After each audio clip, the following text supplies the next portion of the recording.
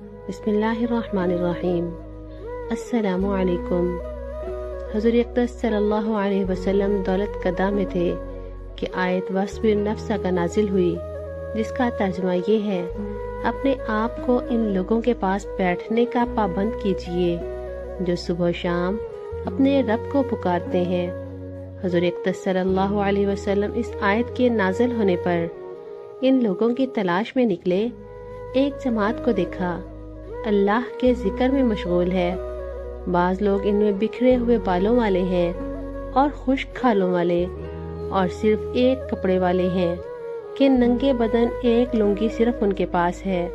جب حضور اقدس صلی اللہ علیہ وسلم نے ان کو دیکھا اور ان کے پاس بیٹھ گئے تو ارشاد فرمایا کہ تمام تعریفیں اللہ ہی کے لیے ہیں، جس نے میری امت میں ایسے لوگ پیدا فرمائے کہ خود مجھے ان کے پاس بیٹھنے کا حکم دیا۔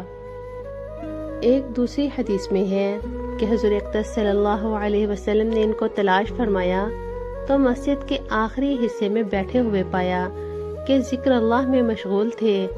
حضور اقدس صلی اللہ علیہ وسلم نے فرمایا کہ تمام تعریفیں اللہ ہی کے لیے ہیں، جس نے میری زندگی ہی میں ایسے لوگ پیدا فرمائے کہ مجھے ان کے پاس بیٹھنے کا حکم فرمایا۔ پھر فرمایا، تم ہی لوگوں کے ساتھ زندگی ہے اور تمہارے ہی ساتھ مرنا ہے، یعنی مرنے جینے کے ساتھی اور رفیق تم ہی لوگ ہو۔ ایک حدیث میں آیا ہے کہ حضرت سلمان فارسی وغیرہ حضرات صحابہ کرام کی ایک جماعت ذکر اللہ میں مشغول تھی۔ حضور اقدس صلی اللہ علیہ وسلم تشریف لائے تو یہ لوگ چپ ہو گئے۔ حضور صلی اللہ علیہ وسلم نے فرمایا، تم کیا کر رہے تھے؟ عرض کیا، ذکر الہی میں مشغول تھے۔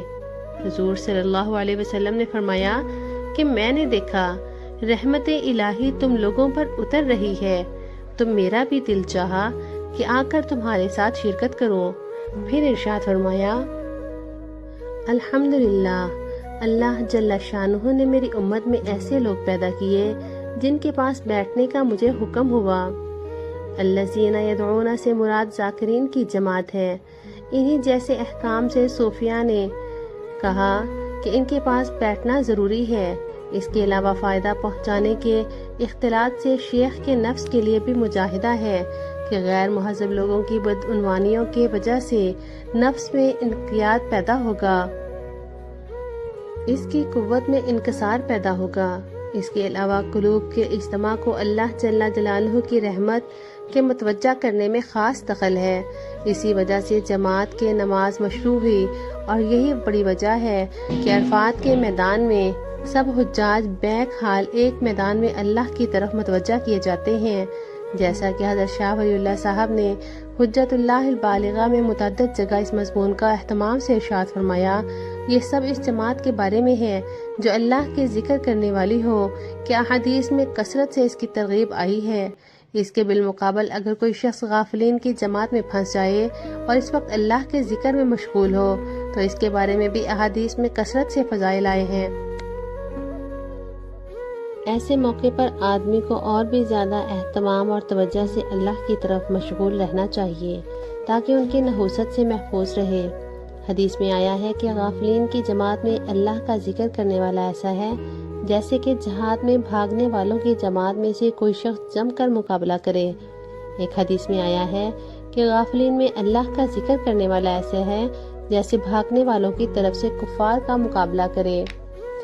نیز وہ ایسا ہے جیسے اندھیرے گھر میں چراغ، وہ ایسا ہے جیسے پتجھڑ والے درختوں میں کوئی شاداب سرسبز درخت۔ ایسے شخص کو حق تعالی شانہ اس کا جنت کا گھر پہلے ہی دکھا دیں گے، اور ہر آدمی اور حیوان کے برابر اس کی مغفرت کی جائے گی۔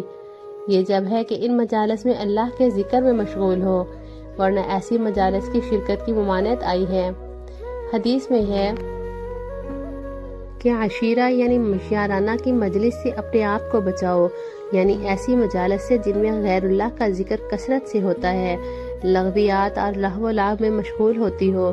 ایک بزرگ کہتے ہیں، میں ایک مرتبہ بازار جا رہا تھا، ایک حبشن باندی میرے ساتھ تھی۔ میں نے بازار میں ایک جگہ اس کو بٹھا دیا کہ میں واپسی میں اس کو لے لوں گا۔ وہ وہاں سے چلی آئی۔ جب میں نے واپسی پر اس کو وہاں نہ دیکھا تو مجھے بہت غصہ آیا۔ میں گھر واپس آیا تو وہ باندی آئی اور کہنے لگی، میرے آقا خفگیر میں جلدی نہ کریں، آپ مجھے ایسے لوگوں کے پاس چھوڑ گئے جو اللہ کے ذکر سے غافل تھے۔ مجھے یہ ڈر ہوا کہ ان پر کوئی عذاب نازل نہ ہو، وہ زمین میں دھنس نہ جائیں اور میں بھی ان کے ساتھ عذاب میں دھنس نہ جاؤں۔ حضور اقدس صلی اللہ علیہ وسلم اللہ جل جلالہ کا پاک ارشاد نقل فرماتے ہیں کہ تو صبح کی نماز کے بعد اور عصر کی نماز کے بعد تھوڑی دیر مجھے یاد کر لیا کر، میں درمیانی حصے میں تیری کفایت کروں گا۔ ایک حدیث میں آیا ہے کہ اللہ کا ذکر کیا کر، وہ تیری مطلب برادری میں معین ہوگا۔ آخرت کے واسطے نہ صحیح دنیا کے واسطے ہم لوگ کیسی کوشش کر ڈالتے ہیں۔ کیا بگڑ جائے اگر تھوڑی سی دیر صبح اور عصر کے بعد اللہ کا ذکر بھی کر لیا کریں، کہ احادیث میں کثرت سے ان دو وقتوں میں اللہ کے ذکر کے فضائل وارد ہوئے، اور جب اللہ جل جلالہ کفایت کا وعدہ فرماتے ہیں پھر کسی دوسری چیز کی کیا ضرورت باقی رہتی ہے۔ ایک حدیث میں آیا ہے کہ حضور اقدس صلی اللہ علیہ وسلم ارشاد فرماتے ہیں کہ میں ایسی جماعت کے ساتھ بیٹھوں جو صبح کی نماز کے بعد آفتاب نکلنے تک اللہ کے ذکر میں مشغول ہو، مجھے زیادہ پسند ہے اس سے کہ 4 ارب غلام آزاد کروں۔ اسی طرح ایسی جماعت کے ساتھ بیٹھوں جو عصر کی نماز کے بعد سے غروب تک اللہ کے ذکر میں مشغول رہے، یہ زیادہ پسند ہے 4 غلام آزاد کرنے سے۔ ایک حدیث میں ہے کہ جو شخص صبح کی نماز جماعت سے پڑھے، پھر آفتاب نکلنے تک اللہ کے ذکر میں مشغول رہے اور پھر 2 رکعت نفل پڑھے، اس کو ایسا ثواب ملے گا جیسا کہ حج اور عمرے پر ملتا ہے، اور حج اور عمرہ بھی وہ جو کامل ہو۔ حضور صلی اللہ علیہ وسلم کا ارشاد ہے کہ میں ایک جماعت کے ساتھ صبح کی نماز کے بعد سے آفتاب نکلنے تک ذکر میں مشغول رہوں، یہ مجھے دنیا اور دنیا کی تمام چیزوں سے زیادہ محبوب ہے۔ اسی طرح عصر کی نماز کے بعد سے غروب تک ایک ایسی جماعت کے ساتھ ذکر میں مشغول رہوں، یہ مجھے دنیا اور دنیا کی تمام چیزوں سے زیادہ پسند ہے۔ انہی وجوہ سے صبح کی نماز کے بعد اور عصر کی نماز کے بعد اوراد کا معمول ہے، اور حضرات صوفیہ کے یہاں تو ان دونوں وقتوں کا خاص اہتمام ہے کہ صبح کی نماز کے بعد عموماً اشغال میں اہتمام فرماتے ہیں اور عصر کے بعد اوراد کا اہتمام فرماتے ہیں۔